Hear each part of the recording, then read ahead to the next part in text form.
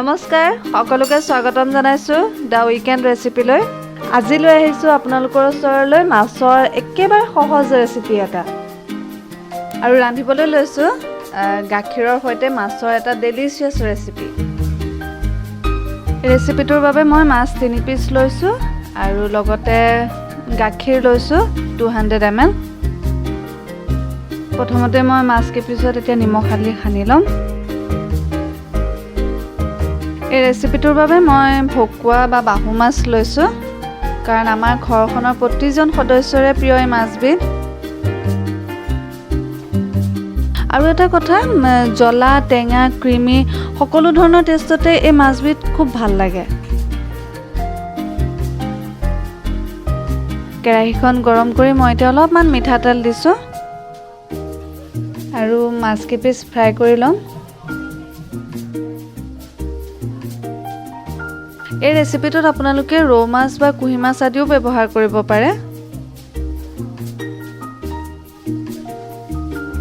সাধাৰণতে দেখা যায় মাছ ভাল পোৱা বেছিভাগ মানুহৰে কিন্তু এই মাছবিধ প্ৰিয় হয় কাইটো কম থাকে ইয়াত মাছখিনি আমি বেছি ফ্ৰাই কৰিব নালাগে অলপ পাতল ব্ৰাউন ৰংটো আহিলে হ'ল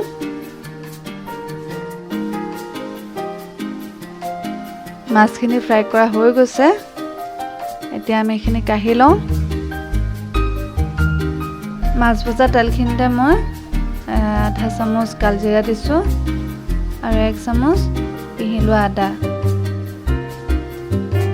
আদাখিনি তেলত দিয়াৰ পিছতে মই গাখীৰ এটা দি দিছোঁ কাৰণ তেলত আদাটো বেছিকৈ ভাজ খালে অলপমান তিতা তিতা ভাৱ এটা আহে লগতে আধা চামুচ হালধি দি দিছোঁ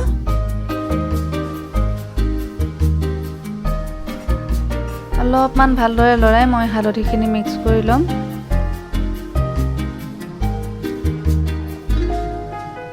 তাৰপিছত মই এতিয়া বাকি গাখীৰখিনি দি দিম যেহেতু মই ৰুম টেম্পাৰেচাৰত থকা গাখীৰ ব্যৱহাৰ কৰিছোঁ গতিকে অকণমান গৰমটো হ'লেহে মই মাছ কেইপিচ দিম সামান্য গৰম হৈছে গাখীৰখিনি আৰু এতিয়া মই মাছ কেইপিচ দিলোঁ মাছ কেইপিচ দিয়াৰ পিছত মই এতিয়া মিডিয়াম ফ্লেমত এইখিনি উতলিবলৈ দিম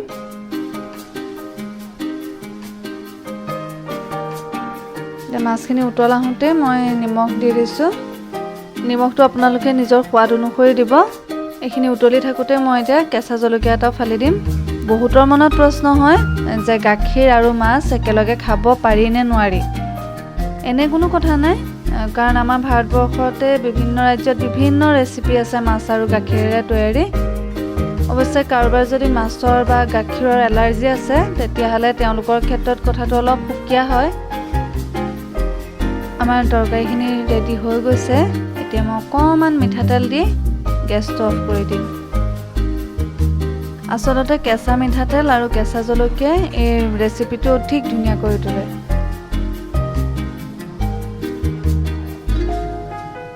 গাখীৰৰ সৈতে তৈয়াৰী মাছৰ এই টেষ্টি ৰেচিপিটো আপোনালোকে নিশ্চয় বনাই খাই চাব